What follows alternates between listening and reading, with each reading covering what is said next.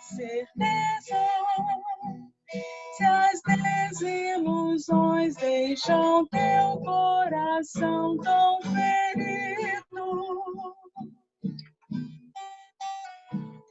se buscas a fé e o amor, mas não sentes tocar por teu ser, nem mesmo aqueles que vivem ao teu derredor.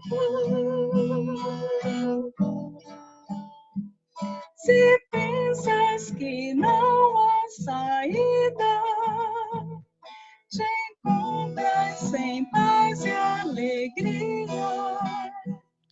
e achas difícil acordar para o amanhecer.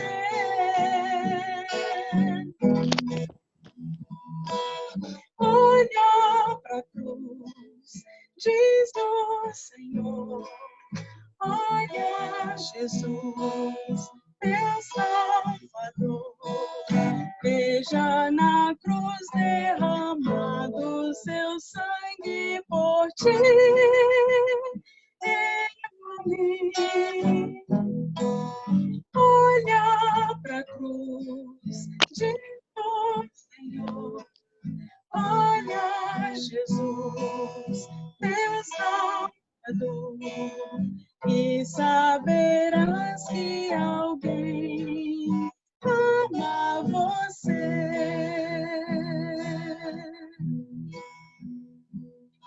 Tu deves levar a Jesus toda dor e pesar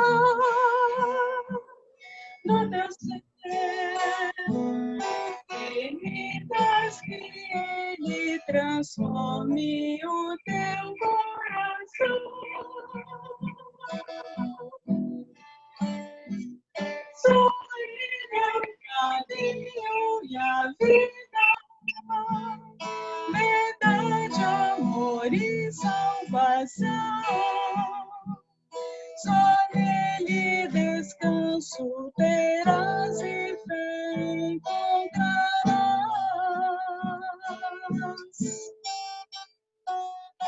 Em Cristo existe a força que te faz mudar e vencer. Em Cristo todos teus esforços em frutos darão. Com Ele terás alegrias, certezas, também esperanças. Nas tribulações terás paz, em Deus descansarás.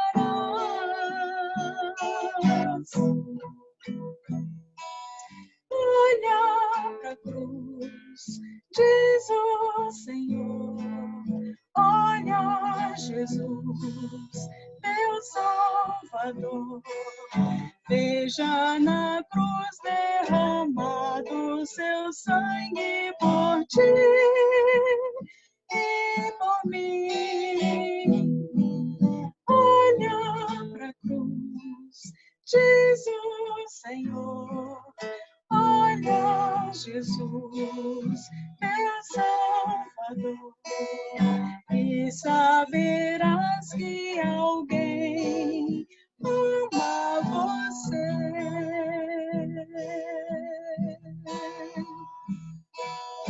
E saberás que alguém ama você.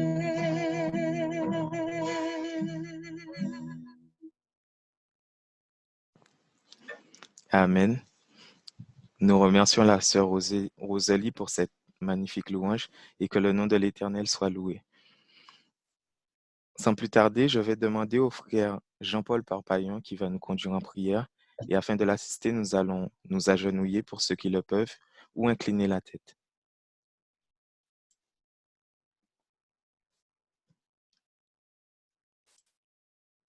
Éternel, notre bon Père céleste, nous voulons te remercier en ce temps pour toutes les grâces que tu nous accordes chaque jour, pour nous avoir fait connaître ton merveilleux message de l'Évangile, pour nous avoir tirés aussi du monde. Aide-nous à marcher dans tes voies. Aide-nous à ne pas aussi avoir des mauvais désirs et que dans toutes les envies que nous pouvons avoir, que toujours notre prière soit que ta volonté soit faite. Car bien souvent, nous ne savons pas ce que nous demandons. Père céleste, veuille bénir chacun ici présent dans cette salle et que tu puisses aussi aider tous ceux qui n'ont pas pu nous rejoindre pour différentes raisons. Que tu bénisses aussi les malades, que tu bénisses les personnes âgées seules et isolées, que tu aides aussi les enfants à mieux te connaître et à te servir fidèlement. Bénis aussi celui que tu as choisi pour parler en ton nom et que ton Saint-Esprit repose sur lui. Nous te demandons toutes ces grâces, ta bénédiction, au nom de Jésus. Amen. Amen.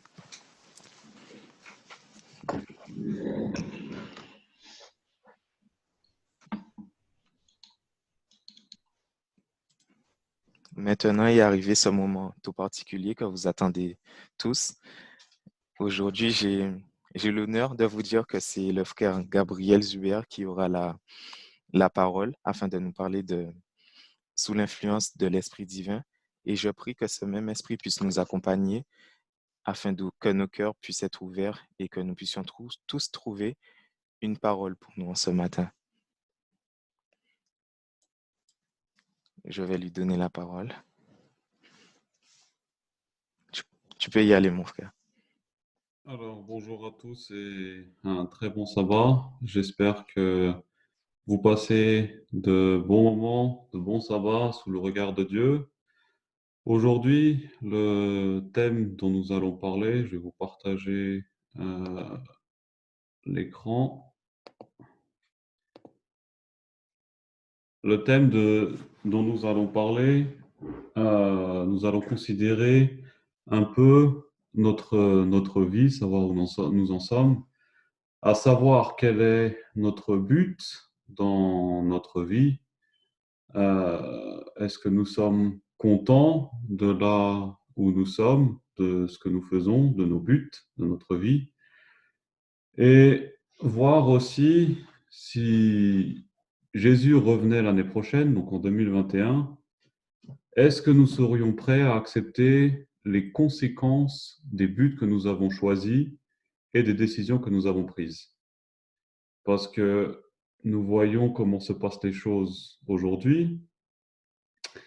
Nous ne savons pas ce qui va se passer. Nous savons dans l'Apocalypse, mais nous ne savons pas au niveau du temps comment ça va se passer. Donc, si Jésus revenait l'année prochaine, est-ce que nous pourrions nous dire à la fin, j'ai fait ce que je voulais, j'ai accompli mes buts, je prends la totale responsabilité des décisions que j'ai prises? Parce qu'il y a uniquement deux choix. Soit on va vouloir, comme tous les chrétiens, recevoir Jésus, ou la deuxième option, nous allons l'attaquer avec Satan. Moi, forcément, je vais vous parler de la première version. Donc, si nous voulons accepter le Christ dans notre vie, qu'est-ce que nous devons faire? Donc, on l'a lu dans le verset en préambule, dans 1 Corinthiens 6, versets 9 à 11, où il était dit, « Ne savez-vous pas que les injustes n'hériteront pas le royaume de Dieu ?» Donc, ça veut dire quoi? Ça veut dire que nous devons être quoi? Le contraire d'injuste. Donc, nous devons être des personnes justes. Et nous devons être lavés de toutes les choses que nous avons vues tout à l'heure, l'impudicité, l'idolâtrie, l'adultère, les éphémies, les infâmes, les voleurs, la cupidité, toutes ces choses-là, nous devons être lavés. Et pour ce faire, comment pouvons-nous arriver à ce stade? On le voit après, je vous l'ai mis en rouge aussi. Et c'est là que vous étiez quelques-uns de vous. Donc ça veut dire que le Seigneur nous montre que ces choses que nous venons de voir font partie de notre vie. Mais il nous donne trois choses. Vous avez été lavés, vous avez été sanctifiés et justifiés.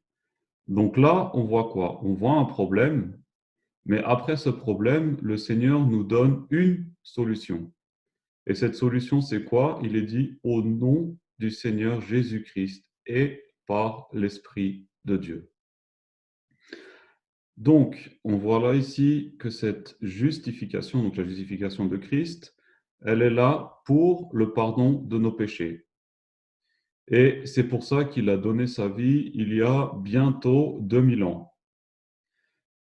Revenons maintenant un peu à la leçon. Pourquoi, à votre avis, on étudie déjà depuis plus d'un trimestre, bientôt 5, ça fait déjà 5 mois, enfin 4 mois parce qu'on a commencé le 5e, pourquoi est-ce qu'on étudie les leçons du peuple d'Israël? On a vu encore une fois de plus ce matin comment ce peuple murmurait et se plaignait. Est-ce que nous, aujourd'hui, nous faisons la même chose? Est-ce que nous faisons aussi ces reproches au Seigneur? Pourquoi nous as-tu donné cela? Pourquoi nous permets-tu de passer autant de temps là-dessus? Pourquoi nous donnes-tu ces problèmes? Nous savons que le temps, pour nous, individuellement, touche bientôt à sa fin, pardon. Mais ça veut dire quoi? Ça veut dire qu'aujourd'hui, nous avons encore une chance. Parce que le Seigneur, il dit dans le verset, c'est ce que vous étiez. Ça veut dire quoi? Ça veut dire que de cette humanité, de cet humain que nous sommes qui est injuste, nous devons devenir quoi? Un humain juste. Donc maintenant, on va voir comment pouvoir enlever ces deux lettres du mot injuste pour pouvoir devenir des personnes justes. On va prendre un autre verset qui se trouve dans Matthieu 6, le verset 15, où il est dit « Mais si vous ne pardonnez pas aux hommes, votre Père ne vous pardonnera pas non plus vos offenses. » Donc là, on voit que pour avoir ce salut, pour avoir cette justification, le Seigneur y met une condition. Ça veut dire quoi? Le salut vient, notre salut, pardon, vient avec une condition. Nous devons pardonner aux hommes comme notre Père le fait. Le peuple d'Israël, avant de pouvoir recevoir les promesses de Dieu, il devait faire une chose aussi. Il devait se repentir. On a vu toutes les chances qu'il a eues de pouvoir le faire. Est-ce que leur but était de rester 40 ans dans le désert? Non, pas du tout. C'est pas ce que le Seigneur avait pour eux. Il voulait les emmener directement, mais il leur a dit quoi? Pour ces 40 jours qu'ils sont restés dans la Canaan, qu'ils voulaient vous faire rentrer, vous allez passer 40 ans dans le désert. Donc, on voit la condition dans laquelle ce peuple se trouvait. Et pour nous, aujourd'hui, la seule façon pour nous de pouvoir être sauvés, c'est quoi? Nous devons avoir notre nom inscrit où? Dans le livre de vie. Et donc, ça veut dire quoi? Que nous devons avoir notre nom effacé du livre de mort. Et donc, pour ça, nous devons être justifiés. Et pour être justifiés, on doit pardonner aux autres. Et sinon, comme on a vu dans 1 Corinthiens 6, le Seigneur ne nous justifiera pas. Donc, ça veut dire quoi? Qu'est-ce qu'il est dit dans Matthieu 18, le verset 22? Jésus lui dit, je ne te dis pas jusqu'à 7 fois, mais jusqu'à 70 fois 7 fois. Donc, je pense que vous connaissez tous très bien ce verset. Si on regarde maintenant à Jésus, comment le Seigneur pardonne-t-il nos péchés? Et pourquoi devons-nous pardonner? Et combien de fois? Est-ce que ce pardon a des limites? Est-ce que si un frère nous fait 5 fois la même offense, est-ce que nous allons arrêter de lui pardonner? Et si le Seigneur réagissait de cette façon-là avec nous? Et s'il disait, tu as 3 chances pour te repentir de ces péchés, et au bout de la 4e, je ne te pardonne plus. Si le Seigneur commençait à appliquer cela dans notre vie, le Seigneur aussi pourrait se fatiguer de nous pardonner. Mais je pense que si nous sommes ici aujourd'hui, c'est que nous avons toujours cette possibilité et que le Seigneur nous donne toujours le moyen d'être pardonnés. Je vais vous raconter une histoire. Certains à Genève, ils la connaissent déjà, mais c'est une histoire que j'aime beaucoup. C'est une histoire que j'ai lue. Donc, c'est un témoignage d'une femme qui s'appelle Corrie ten Boom. Donc, elle est morte il n'y a pas très longtemps. Et j'ai pris quelques exemples aussi, parce qu'elle a écrit un livre, j'ai pris quelques exemples aussi par la suite de citations qu'elle parle. Et je pense qu'elle est une grande inspiration pour qu'on essaye de comprendre un peu ce que c'est le pardon. Vous savez tous, je pense, ce que c'est un camp de concentration au temps d'Hitler, lorsqu'il prenait les Juifs, toutes les personnes qu'il ne considérait pas de race pure, et qu'il les mettait dans les camps, qu'il faisait des expérimentations, toutes ces choses, et qu'il les tuait. Et où je pense que vous savez tous qu'est-ce qui s'est passé pendant ce temps.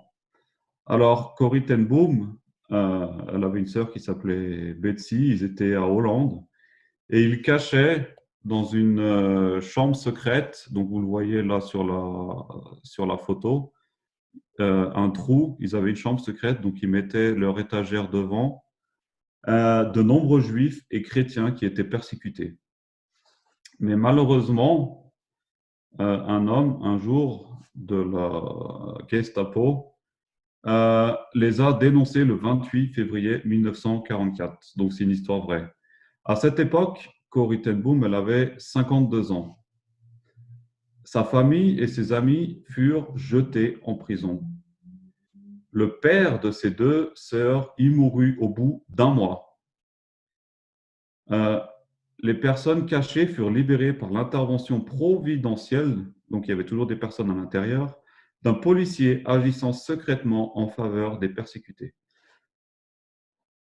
Les deux sœurs, donc Betsy et Corrie, furent internées au camp de concentration de Ravensbrück. La sœur, donc Betsy, y décéda 10 mois après y être entrée. Corrie, donc la personne de l'histoire, fut libérée suite à une erreur administrative. Après la guerre, elle parcourut toute l'Europe et le monde prêchant le pardon des péchés en Jésus-Christ et la réconciliation entre les hommes. Elle créa un foyer d'accueil pour des victimes du nazisme. En 1947, donc 2 ans après la guerre, elle prêcha dans une église à Munich, donc en Allemagne, et témoigna notamment de son séjour à Ravensbrück. Donc Ravensbrück, c'est le camp de concentration où elle et sa sœur étaient internées. Un des pires gardiens de ce camp de concentration était présent. À la fin de la réunion, il s'approcha de Corrie. « Vous avez parlé de Ravensbrück, dit-il. J'y étais gardien. Depuis, je suis devenu chrétien. »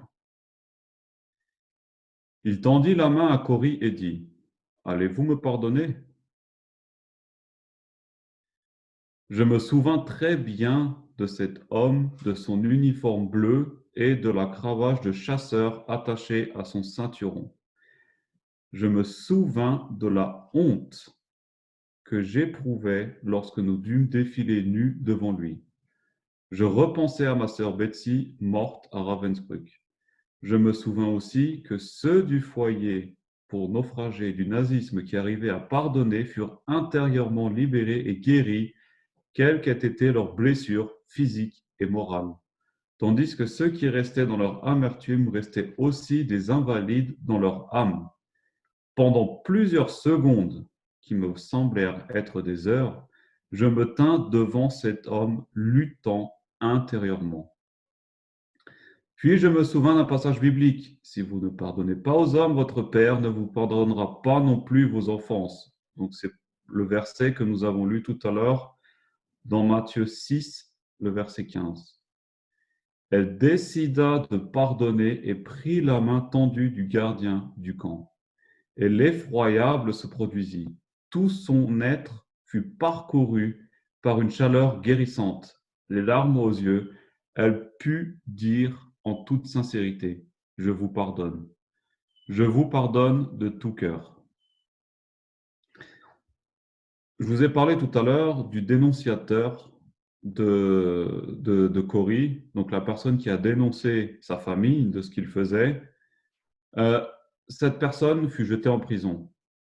Et Corée lui écrivit un message et lui dit: Votre dénonciation a causé la mort de mon père, de mon frère, de son fils et de ma sœur. Je vous ai pardonné en souvenir du pardon et de l'amour de Jésus pour moi. Il est entré dans ma vie et entrera dans la vôtre si vous lui confessez vos péchés. Sur la croix du calvaire, Jésus a payé votre dette et la mienne. Voici la réponse donc de ce dénonciateur. J'ai prié, Jésus, si tu peux mettre dans le cœur de tes disciples un tel amour pour leurs ennemis, il y a aussi de l'espoir pour moi. Je lui ai confessé mes fautes et je sais qu'il m'a pardonné. Donc là, on voit que le pardon accordé est source de réconciliation, de guérison et de vie véritable. Ce pardon transforme des personnes, des familles, des couples, des villes et même des nations. Imaginons-nous maintenant que nous serions à la place de Corée. Est-ce que nous aurions donné la main à cet homme? Est-ce que nous lui aurons accepté sa demande de pardon après avoir perdu pratiquement toute sa famille? Elle l'a fait. Et elle a même écrit au dénonciateur qui s'est converti à travers elle. Je pense qu'on n'a pas besoin d'aller plus loin, parce que nous pouvons uniquement regarder comment nous agissons lorsque quelqu'un de notre famille, de l'Église, agit envers nous. Je ne vous parle même pas d'un ennemi, parce que là, le même verset que nous avons lu tout à l'heure, si vous ne pardonnez pas aux hommes, votre Père ne vous pardonnera pas non plus, je pense qu'il prend une toute autre dimension. Je vais le remettre pour qu'on essaie de bien le comprendre. Est-ce que nous devons pardonner aussi comme ça, de cette façon-là, ou est-ce que le pardon a des limites? Est-ce que vous voyez dans ce verset une limite où le Seigneur dit il y a telle chose ou telle chose que vous avez le droit de ne pas pardonner? Est-ce que vous voyez quelque chose? Si oui, est-ce que le Seigneur pourrait pardonner aussi ce péché à nous-mêmes pour que nous puissions être sauvés? Nous devrions avoir ce même esprit de pardon et ne pas être frustrés lorsque quelqu'un nous parle d'une mauvaise façon. Ce problème, il a commencé dans un endroit qui s'appelle le ciel et où le Seigneur était prêt à pardonner à Satan. Donc tout ça aurait pu être évité, tout ce que nous vivons aujourd'hui aurait pu être évité si Satan s'était repenti. Malheureusement, ce n'est pas le cas, c'est pour ça que nous sommes là aujourd'hui, mais le Seigneur était prêt à lui pardonner. Corrie dit aussi dans son livre, « Quand des pensées de colère et de vengeance bouillent à travers moi, je peux voir le péché à travers eux. Et alors j'ai découvert que ce n'est pas notre pardon ou notre bonté que la guérison du monde dépend, mais du sien. Quand il nous demande d'aimer nos ennemis, il donne avec le même commandement de nous aimer les uns les autres. Donc, le fait que dans cette histoire, Corrie demande d'abord au Saint-Esprit de l'aider, parce que je ne sais pas si vous avez vu le procédé. Elle était dans un dilemme, elle ne savait pas quoi faire, elle avait une main tendue d'un ennemi et elle avait deux choix. Je l'accepte ou je ne l'accepte pas. Et qu'est-ce qu'elle a fait? Est-ce qu'elle a dit au Seigneur, Seigneur, aide-moi? Seigneur, donne-moi la force? Non, elle n'a pas fait ça. Elle a fait quoi? Elle a dit, je prends la décision de lui pardonner. Et ensuite, qu'est-ce qui s'est passé? Le Seigneur, à travers le Saint-Esprit, lui a donné la force de pouvoir bouger sa main. Parce que je pense que vous pouvez vous imaginer que sa main devait être paralysée. C'était quand même, on n'arrive pas à s'imaginer, mais c'est quand même quelque chose de vivre dans un camp de concentration et de vivre cela, ça a dû la mettre dans une circonstance pas très agréable. Donc, comment pouvons-nous nous préparer à avoir ce même état d'esprit? Comment pouvons-nous avoir cet esprit que le Seigneur veut que nous ayons? Prenons un autre verset qui se trouve dans Michée 7, le verset 19, où il est dit: Il aura encore compassion de nous, il effacera nos iniquités et jettera tous nos péchés au fond de la mer. Donc, regardons à cette première personne qui nous pardonne. Comment est-ce qu'il nous pardonne? Le mot pardonner veut dire quoi? Il jettera tous nos péchés au fond de la mer. Ça veut dire quoi? Que le Seigneur veut effacer nos péchés. Il fait table rase, comme on dit. Il nous donne sa grâce et il annule notre dette.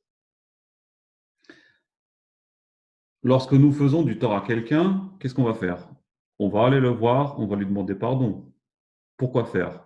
Afin de rétablir une connexion qui a été brisée à travers une offense. Donc, la personne concernée devra faire quoi? Elle devra prendre une décision. Et c'est laquelle? La même décision que nous devons prendre vis-à-vis de Christ. Ne garder aucune rancœur de ce qui s'est passé, malgré ce qui a été fait. Parce que c'est ce que le Seigneur fait avec nous. Il le fait de quelle manière? Comment pouvons-nous donc arriver à cette purification, donc celle que nous avons vue dans 1 Corinthiens tout à l'heure, pour pouvoir entrer au ciel? En grec, le mot purifier signifie plusieurs choses. D'abord, il signifie purger. Donc ça veut dire quoi? Rendre propre. Dans l'Ancien Testament, en hébreu, ce mot est utilisé pour décrire la purification du corps, des vêtements et des ustensiles de maison. Donc ça veut dire quoi? Ici, on voit que le mot est très clair. On doit être purifié de toutes nos impuretés. Dans le Nouveau Testament, donc là on parle de l'Ancien Israël, dans l'Ancien Testament, dans le Nouveau Testament, ce mot grec est employé pour la purification de nos péchés à travers le sang de Christ. Donc, pardonner, ça veut dire quoi? Pardonner est égal à purification. Donc, à partir du moment où nous pardonnons aux autres, le Seigneur pourra nous pardonner et nous entrons dans ce processus de purification. Mais ça signifie autre chose aussi. En grec, ce mot signifie être considéré comme innocent, donc justifié. Parce que comme on a vu avant, le Seigneur les jette au fond de la mer. Donc nous sommes considérés comme innocents, ils ne sont plus existants. Donc de nouveau, le pardon ici nous montre une justification. Et Corrie a dit aussi une chose merveilleuse. La panique n'existe pas au ciel. Dieu n'a pas de problème, seulement des plans. Donc, si le Seigneur n'a pas de panique, que le ciel n'est pas en panique, que le Seigneur n'a pas de problème, comment devons-nous maintenant mettre cela en pratique dans la vie de tous les jours? On a vu dans 1 Corinthiens 6 que ni les impudiques, ni les idolâtres, ni les adultères, ni les efféminés, ni les infâmes, tout ça, n'hériteront du royaume de Dieu. Donc nous devons faire quoi? Nous devons affronter ces problèmes. De la même façon, dans l'histoire que nous avons vue avec Corrie, nous devons affronter ces problèmes. Nous ne devons pas dire au Seigneur, j'ai ce problème, ou aide-moi à changer ça. Mais nous devons faire quoi? Comme on le voit dans ce dicton, mais dis à nos problèmes, j'ai un grand Dieu. Et c'est exactement ce que Corial a fait. Elle n'a pas dit au Seigneur, Seigneur, donne-moi la force de lui donner la main. Non, qu'est-ce qu'elle a fait? Elle a dit à son problème, j'ai un Seigneur, je veux lui pardonner. Et c'est ça qui lui a donné la force. Donc nous devons prendre le taureau par les cornes, comme on dit. On doit attaquer ces problèmes. Et quelle est la différence ici? Quelle différence faisons-nous entre ces deux solutions? C'est tout simplement psychologique. Pourquoi? Parce que dans le premier, on attend que Jésus fasse le travail à notre place. Parce qu'on va dire, Jésus, je reconnais que j'ai un problème, alors fais-le pour moi. Et dans le deuxième, on fait quoi? On reconnaît notre problème, on admet, on reconnaît et ensuite on demande. Le Seigneur nous donnera sa force pour affronter nos problèmes. Et c'est ça que la clé que le Seigneur nous donne. Nous devons prendre notre vie de tous les jours et l'affronter en disant on veut changer, on veut le faire. Et c'est à travers ce moment, ces efforts que nous pourrons avancer. Ne vous donnez pas la peine de donner des instructions à Dieu. Rapportez-vous simplement pour le travail. Donc, quel est ce travail? Quel est le travail que le Seigneur nous demande? Dans Matthieu 28, le verset 19, il est dit, je pense que c'est un texte que vous connaissez tous bien, « Allez, faites de toutes les nations des disciples, les baptisant au nom du Père, du Fils et du Saint-Esprit. » Donc, croyons-nous que ce temps est arrivé où nous devons faire ce travail, où nous devons annoncer que le Seigneur revient bientôt? Sommes-nous convaincus que nous sommes au temps de la fin? Comment pouvons-nous parler de quelque chose si nous, premièrement, nous n'en sommes même pas convaincus? On peut prendre un exemple tout bête. Est-ce que vous allez acheter un objet si vous n'êtes pas convaincu de cet objet ou de l'utilité, ou que quelqu'un vous dise, ouais, il est pas mal, mais il y a ça qui est pas bien, et je pense qu'il n'est pas très utile. Est-ce que vous allez l'acheter? Non, parce que vous recherchez quoi? Quelque chose d'utile et qui soit bien, la meilleure qualité. Donc, comment est-ce que nous pouvons prêcher la fin du temps si nous ne sommes même pas convaincus de ça? On va voir maintenant quelques exemples pour voir si vraiment on est à la fin ou si on n'est pas à la fin. Parce que comme nous avons vu avant, nous devons nous purifier pour être prêts lorsque le Seigneur reviendra. Parce qu'on a deux choix, n'oublions pas. Soit on va attendre son retour, soit on va l'attaquer avec Satan. Parce que Satan, il n'attend pas son retour. Lui, ce qu'il veut, c'est détruire tout le monde. Donc, on a simplement deux choix. Et si le Seigneur revenait l'année prochaine, est-ce que nous serions prêts? Est-ce qu'il est possible qu'il revienne l'année prochaine? Aujourd'hui, nous ne vivons pas à une époque ordinaire. Nous nous approchons de la fin d'un âge et même de toute une civilisation. Les déclarations de Franklin Roosevelt au début de la Grande Dépression correspondent à notre époque. Il disait « Cette génération a rendez-vous avec la destinée ». Parce qu'il commençait déjà à voir un changement. Aujourd'hui, nous avons vraiment ce rendez-vous avec cette destinée. Bien plus qu'au moment où cela a été dit en 1930, où s'approchait à grands pas la Deuxième Guerre mondiale. Une crise mondiale se dessine devant nous et dans un proche avenir fera exploser l'apparence de la normalité qui règne jusqu'à aujourd'hui dans notre civilisation occidentale. Corrie dit encore, si vous regardez le monde, vous allez vous sentir mal. Si vous regardez à l'intérieur, vous allez devenir dépressif. Mais si vous regardez vers le Christ, vous allez trouver le repos. Et Luc écrit aussi, de même, quand vous verrez ces choses arriver, sachez que le royaume des choses est proche. Je vous le dis en vérité, cette génération ne passera point que tout cela n'arrive.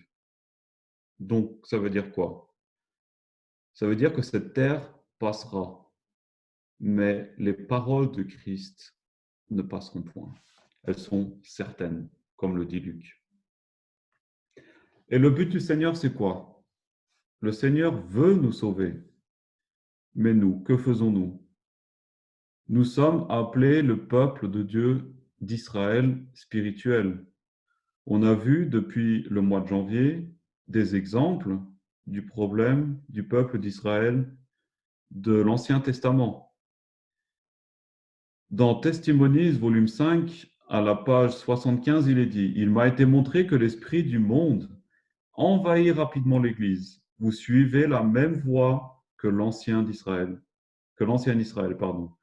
Il y a le même abandon de votre sainte vocation en tant que peuple particulier de Dieu. » Et à la page 94, il est dit « Le péché de l'ancien Israël consistait à ne pas tenir compte de la volonté expresse de Dieu et de suivre leur propre voie selon les directives de cœur non sanctifié.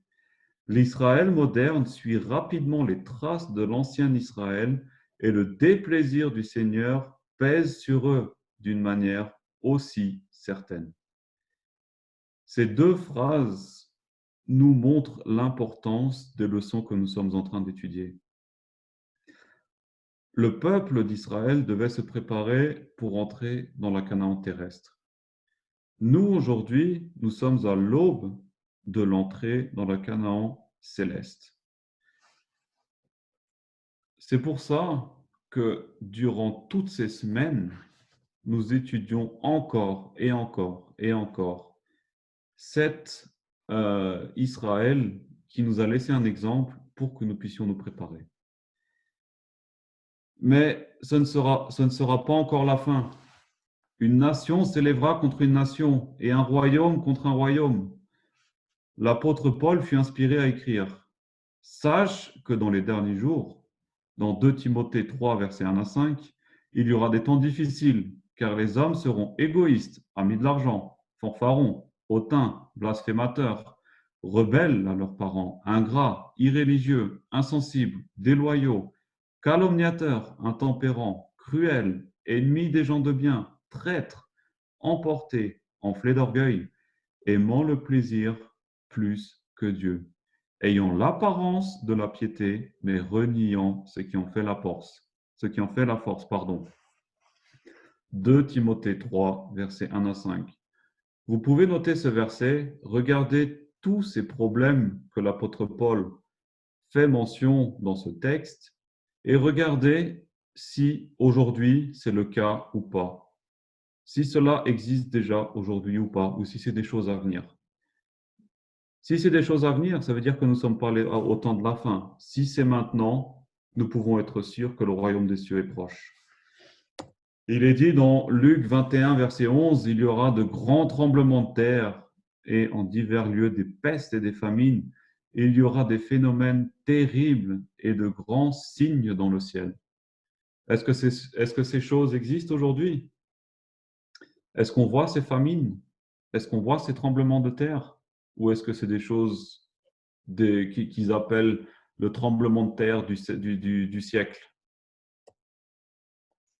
Aujourd'hui, nous voyons, comme le disait Luc 21, verset 11, des pestes. Aujourd'hui, nous sommes nous sommes tous soit devant l'écran d'un ordinateur, soit l'écran d'un téléphone, soit d'un iPad, peu importe. Pourquoi? Parce qu'on ne peut pas se réunir. À cause de quoi? Comme Luc le disait, à cause de pestes, d'épidémies, de choses comme ça. Donc ces choses sont en train d'arriver. Dieu frappe le monde de toutes ces choses. Et c'est vrai que le virus arrive, mais il arrive pourquoi? C'est encore un virus, on va dire, qui est gentil, parce qu'il nous donne l'opportunité d'être à la maison et de nous remettre en question, de voir le but réel de notre vie.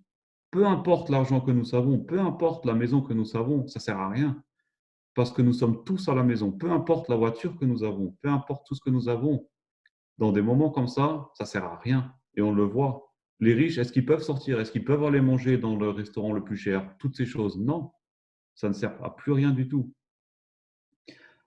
Donc toutes ces choses, elles arrivent, et y compris sur les descendants modernes d'Israël. Et c'est pour quoi faire? C'est pour que nous puissions retourner à Christ. Nous rependre profondément des 2 textes que nous avons vus dans Testimonies, de notre ingratitude, et que nous puissions revenir sur les pas que le Christ a tracés pour nous. Et nous devons être sincères. Il est dit dans Daniel 11, le verset 36, « La foi fera ce qu'il voudra. Il s'élèvera, il se glorifiera au-dessus de tous les dieux et il dira des choses incroyables contre le Dieu des dieux. Il prospérera jusqu'à ce que la colère soit consommée, car ce qui est arrêté s'accomplira. » Donc voilà ce qui se passera. Tout le Seigneur sera renié de plus en plus. Donc les temps qui sont devant nous ne seront pas mieux. Le virus que nous avons aujourd'hui, il est gentil. Il ne faut pas croire que dans le futur, ce sera plus facile. Non. Pourquoi? Parce que l'abomination, elle grandit. Si je suis sûr que si je demande à la sœur Geneviève, au frère Jean-Paul, si il y avait 30 ans, ils s'imaginaient ce qui se passait aujourd'hui, ou même à mes grands-parents, ils m'ont déjà dit, je suis désolé pour vous, mais c'est la fin du monde. C'est ce qu'ils m'ont dit. Nous voyons toutes ces prophéties qui s'accomplissent sous nos yeux. On voit aujourd'hui ce qu'un virus fait. Je pense que vous avez tous déjà vu cette photo pratiquement quotidiennement. Donc ce fameux coronavirus, il a provoqué quoi? Un chaos dans ce monde. J'ai recherché sur Internet et ce virus a la taille de 120 nanomètres. Donc vous pourrez regarder après ce que c'est un nanomètre. C'est invisible déjà à l'œil nu, mais il faut le regarder au microscope. Et l'effet, il est comment? Il est mondial.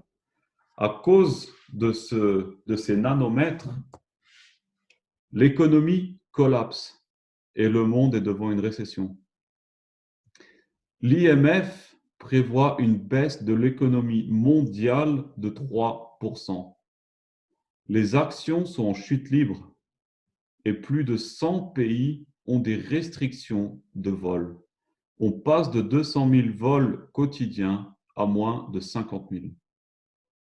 Donc voilà ce qu'un petit virus de 120 nanomètres fait à toute une population. Et aujourd'hui, nous sommes tous en confinement. Nous voyons l'effet que cela produit sur le monde.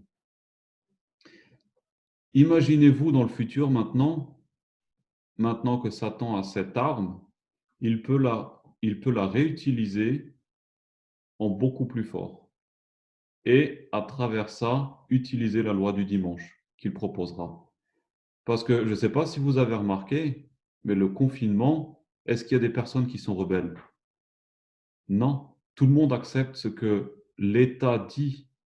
Ils acceptent aveuglément tout ce que l'État leur demande de faire. Portez des masques, mettez des gants, restez à la maison. Pourquoi? Parce que tout le monde a peur pour la santé et a peur pour sa propre survie. Donc, aujourd'hui, le monde respecte cette autorité et cette autorité contrôle la population. Donc, il ne sera pas difficile à Satan de reprogrammer une telle chose, voire plus grande encore, qui atteindra même la vie des personnes encore plus fortement pour sortir de la loi du dimanche, où la loi du dimanche sera l'unique moyen de sauver la planète. Pour le moment, grâce à Dieu, on n'est pas encore là. Pour le moment, nous n'avons pas encore de personne qui est morte dans notre église à cause de ce virus que j'ai entendu. Je peux me tromper. Mais je vais vous poser une question. Si notre heure avait sonné, si mon heure avait sonné, si ton heure avait sonné, si nous devions mourir dans 2 semaines parce que nous avons contracté ce virus, est-ce que nous serions prêts? Parce que c'est vrai que le Seigneur nous dit qu'il nous protège, mais s'il fallait que nous mourions pour sauver quelqu'un d'autre, il le laisserait arriver. Sommes-nous prêts pour ce moment? On vient de voir la condition dans laquelle nous sommes. Donc, comment nous devons nous préparer? Est-ce que nous nous sommes déjà posé la question de savoir si nous étions pardonnés de nos fautes? Que nous avons été lavés de nos péchés pour pouvoir être purs et justifiés devant le Christ? Rappelons-nous comment le Seigneur nous a pardonnés. Il ne faut surtout pas oublier une chose. On a vu tout à l'heure que le Seigneur mettait nos péchés où? Dans le fond de la mer. Dieu, il prend tous nos péchés, passé, présent, futur, et il les jette au fond de la mer. Et devant cette mer, il met un signe pêche interdite. Ça veut dire quoi? N'oublions pas que nous devons aussi pardonner aux autres. Donc, et que faisons-nous? Bien souvent, lorsque la personne nous refait quelque chose, on va faire quoi? Ah, mais tu te rappelles, il y a 2 semaines, tu m'avais déjà fait ça? Donc, on va faire quoi? On va pêcher dans la mer le pardon qu'on avait donné à cette personne. Donc, est-ce qu'on lui a pardonné? Non. Le Seigneur, lorsqu'il le jette dans l'eau, il l'oublie. Et nous devons faire la même chose. Ce n'est pas forcément facile, mais nous devons arrêter d'aller chercher ces péchés que nous avons pardonnés aux autres. Le monde dans lequel nous vivons est mûr pour la récolte. Est-ce que nous sommes prêts? Je vais vous reposer la question maintenant du début. Que voulons-nous faire? Est-ce que nous allons encore passer cette semaine ou après ce confinement à nous comparer aux autres, à revenir au train-train de notre vie, à nous rappeler ce que le frère nous a fait, à avoir du mépris pour telle sœur, à avoir du mépris pour tel frère? Est-ce que nous allons continuer à vouloir acquérir, peu importe le coût, des richesses et négliger la prière? Est-ce que nous voulons encore passer 10 ans dans cette vie, avoir un bon temps, comme si de rien ne se passe? Est-ce que nous allons continuer de résister au Saint-Esprit? Le seul moyen pour nous d'être sauvés, c'est d'être unis en Christ et en espérant son retour. Corrie a dit: la première étape sur le chemin de la victoire, c'est de reconnaître votre ennemi. Donc ça veut dire quoi? Nous devons reconnaître l'ennemi auquel nous avons affaire. Nous devons voir que nous devons abandonner notre péché devant Dieu, lui demander pardon et se repentir. Mais cette repentance comprend 2 choses. C'est quoi? C'est pas de dire au Seigneur: «Aide-moi parce que j'ai un problème». Non, nous devons nous détourner de ce péché et nous tourner vers Dieu. Parce qu'en nous détournant de ce péché, on peut donner, comme Corrie l'a fait, la main à cette personne, on se tournera vers Dieu pour avoir cette force et le Seigneur nous la donnera. Mais tout refus nous donnera des troubles et nous donnera la mort. Donc nous devrions toujours avoir cette pensée de pardon, de vouloir être justifié avant même que quelqu'un puisse nous offenser, d'avoir déjà cet état d'esprit. Parce que nous pourrons uniquement pardonner si nous sommes déjà prêts à pardonner. Et ainsi, nous serons aussi pardonnés par Christ. Qu'allons-nous choisir? Beaucoup de personnes seront balayées, comme ce cœur dans le sable. Beaucoup de personnes seront balayées et on ne saura même pas qu'ils ont existé. Pourquoi? Parce qu'ils auront choisi de suivre Satan. C'est comme la personne qui construit sa maison sur le sable. Est-ce qu'elle va subsister? Elle ne subsistera jamais. Que ferons-nous? Qu'allons-nous choisir?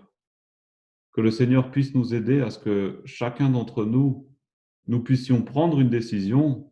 Le Seigneur nous donne encore une fois de plus les leçons que nous pouvons étudier sur le peuple d'Israël qui a déjà vécu, pour que nous puissions comprendre l'importance des temps que nous vivons, que nous puissions toujours avoir à l'esprit que notre vie n'est pas inutile, mais que nous pouvons toujours aller à Christ et qu'il ne nous laissera jamais seuls. Si nous sommes prêts à pardonner, lui aussi est prêt à pardonner. N'oublions pas ce qui était dit dans Testimonies à la page 94. Le péché de l'ancien Israël consistait à ne pas tenir compte de la volonté expresse de Dieu. Donc que le Seigneur nous aide à ce que nous puissions rechercher sa volonté, la volonté qu'il a pour nous, et le suivre, et de suivre leur propre voie selon les directives de cœur non sanctifié. L'Israël moderne suit rapidement les traces de l'ancien Israël et le déplaisir du Seigneur pèse sur eux d'une manière aussi certaine. Donc que le Seigneur puisse nous aider à ce que nous puissions changer cet état d'esprit et que nous puissions voir le temps dans lequel nous vivons et que nous puissions prendre une décision. Parce que qu'attendons-nous? Est-ce que nous sommes comme les Juifs qui attendent un autre sauveur? Est-ce que nous allons attendre une troisième venue de Christ, d'un autre Christ? L'Apocalypse décrit les rachetés dans la Canaan céleste. Est-ce que nous voulons faire partie de ces personnes? Donc que le Seigneur nous aide à faire ce bon choix, car sa seconde venue arrive et il n'y aura pas de troisième, ou d'un autre prophète, ou d'un autre Dieu, ou peu importe ce qu'on veut dire. Ce monde mûrit et est prêt pour la récolte. Donc allons-nous maintenant nous préparer pour cette seconde venue ou pas? Le choix reste à chacun d'entre nous. Ma prière aujourd'hui, c'est que nous puissions ne pas répéter l'histoire du peuple d'Israël que nous étudions, que nous puissions prendre les leçons que le Seigneur nous laisse à travers eux et que nous puissions les mettre en pratique. Amen.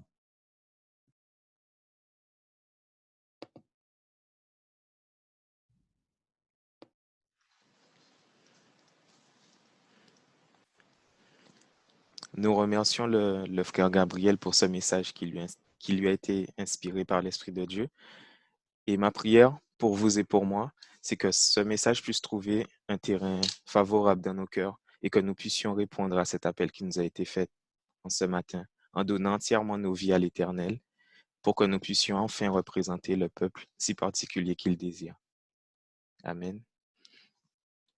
Nous allons maintenant avancer vers la clôture et pour cela, on a la chance d'écouter la famille Louis qui a une louange pour nous en ce matin.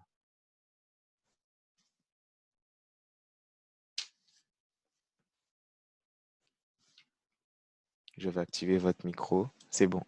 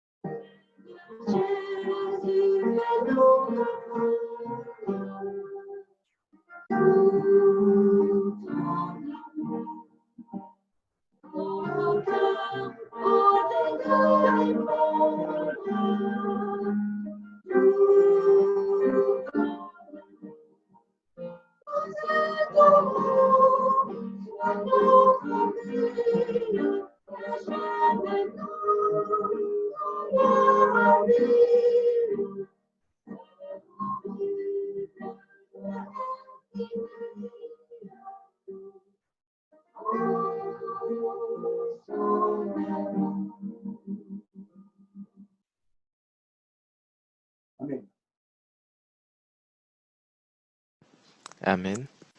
Merci à la famille Louis pour ce beau chant. Que le nom de l'Éternel soit loué. Nous allons conclure et nous joindre à la prière qui nous sera faite par notre frère Gabriel, pardon.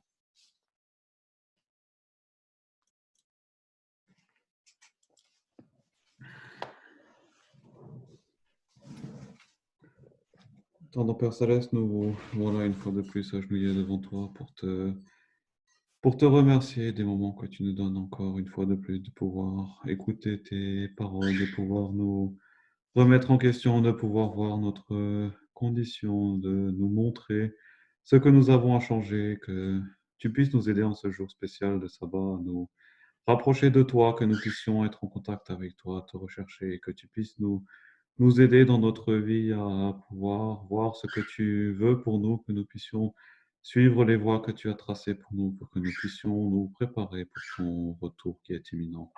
Soit auprès des personnes qui sont présentes dans cette salle, que tu puisses les bénir, que tu puisses bénir toutes les familles représentées, que tu puisses les aider dans les problèmes, que tu nous aides dans nos problèmes, que tu nous guides, que tu puisses nous aider à prendre le taureau par les cornes et que nous puissions enfin faire face aux problèmes que nous avons dans le caractère pour que le passeport que nous avons puisse être prêt lorsque tu reviendras et que nous puissions monter au ciel avec toi. Veuille diriger le reste de ce sabbat, cette semaine aussi, que tu puisses nous aider, que ton Saint-Esprit puisse être avec nous. Au nom de Jésus. Amen.